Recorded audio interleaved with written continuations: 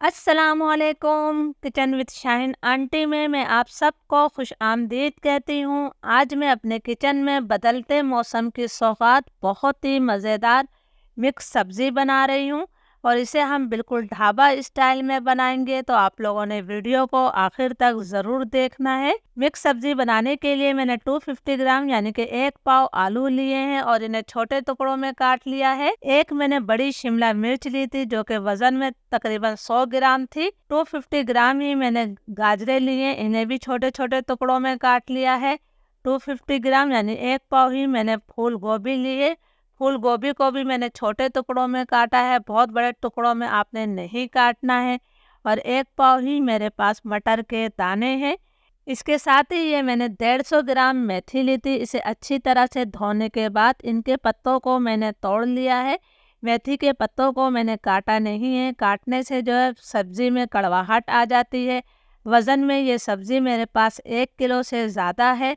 तो चलिए इस मज़ेदार सब्ज़ी को बनाना शुरू करते हैं। ढाबा स्टाइल मिक्स सब्ज़ी बनाने के लिए मैंने आधा कप से थोड़ा कम तेल लिया है। कढ़ाई में मैं अभी सिर्फ आधा तेल शामिल कर रही हूँ। आधा तेल का इस्तेमाल हम बाद में करेंगे और इस तेल को हम अच्छी तरह से गरम कर लेते हैं। तेल हमारा गरम हो गया है, तो अब मैं इसके अंदर आलू, मटर, गाजर और फूल गोभी शामिल कर देती हूँ। मेथी और शिमला मिर्च हम अभी नहीं डालेंगे, वो बहुत ज़्यादा जल्दी फ्राई हो जाती है। आप इसके अलावा इसके अंदर बैंगन या फिर फलियाँ भी शामिल कर सकते हैं। अगर आप बैंगन और फलियाँ लें तो वो भी आप इसी टाइम डालकर फ्राई कीजिएगा। जब हम सब्जियों को फ्राई कर लेते हैं तो उनका जायका कई गुना बढ़ जाता है। मैं इन्हें मीडियम फ्लेम पर 3 से 4 मिनट तक फ्राई करूँगी।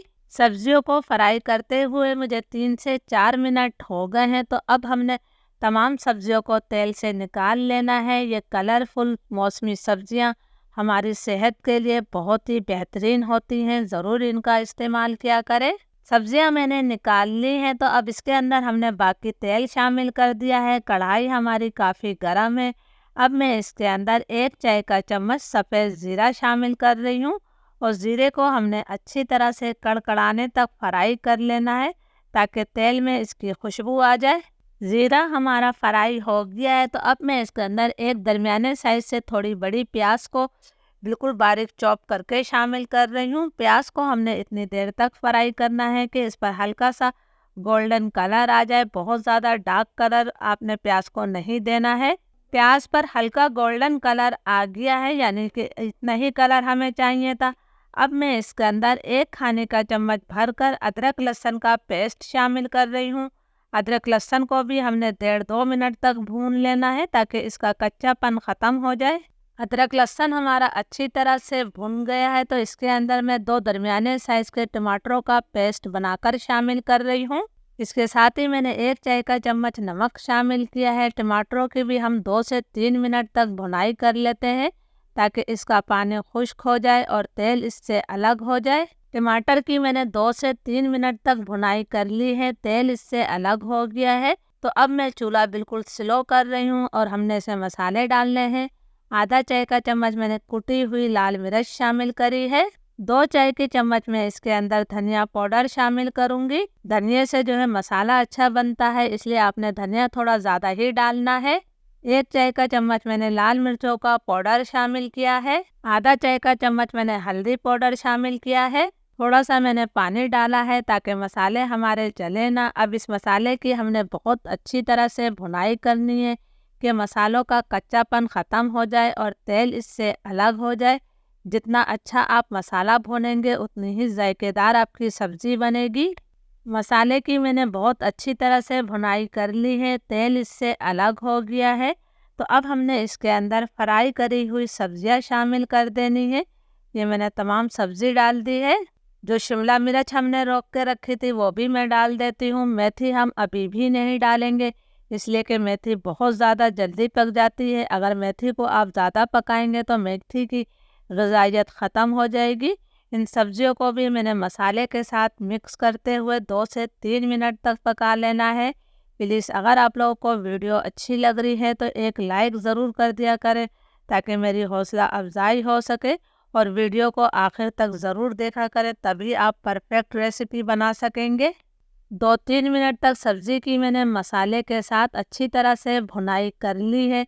तो अब हमने इसके अंदर थोड़ा-सा पानी शामिल करना है।